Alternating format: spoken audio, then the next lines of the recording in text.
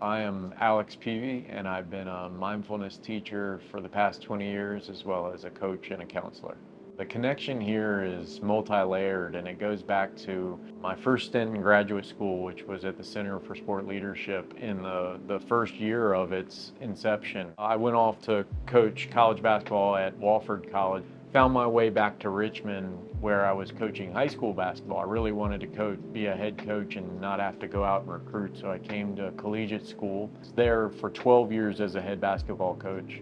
And through that, stayed in touch with all the coaches at VCU as they came through. When I had cancer come up in 2017, I realized I was not able to work full-time at the school I was working at. I was a counselor and a coach, and I just couldn't keep up with that pace when I was diagnosed with stage 4 cancer. And so I stepped away from there, and the day I stepped away was when VCU contacted me at a time where I thought I was having to give up work because of the amount of time I was spending dealing with cancer. I was able to come to VCU and really be embedded with the team. It gave me the opportunity to lead the team through guided meditations, as well as teaching them the mindset that is within mindfulness that is then applicable to life and to the basketball court, which I had to stop when 2020 got a second cancer diagnosis right at the beginning of the pandemic. So I had no immune system, and we were in a global pandemic, and they had given me 5 to 12 months to live. So I thought there was no chance of coming back. About once a year I would be able to speak with the team since 2020. So it wasn't as in-depth as the previous 3 years had been. I've known Coach Odom since I was probably 4 years old, I think, from growing up in Charlottesville at the same time. I love Alex Peavey.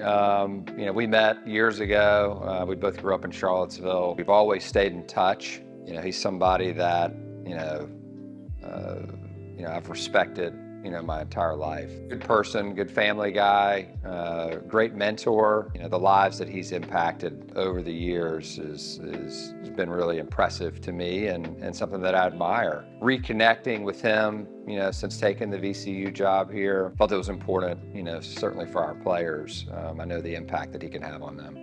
His dad was an assistant coach for Terry Holland at the time, and my dad was working in administration and development. We always felt like they were family. I moved to Tuscaloosa, Alabama right before high school, and because my dad started working at the University of Alabama.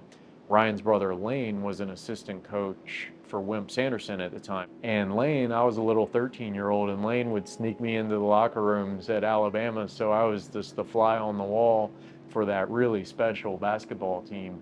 And that was really formative years. I think my ability to be in the locker room for Alabama basketball games when they were one of the best teams in the country at the time, at the same time as being in the locker room with Gene Stallings and the Alabama football team when they were winning a national championship, I'm pretty sure that was the moment I was like, I'm going to coach one day. And that matters, because later on down the line, when I decided to go in coaching, the way you get in is mainly just work as many basketball camps as you can.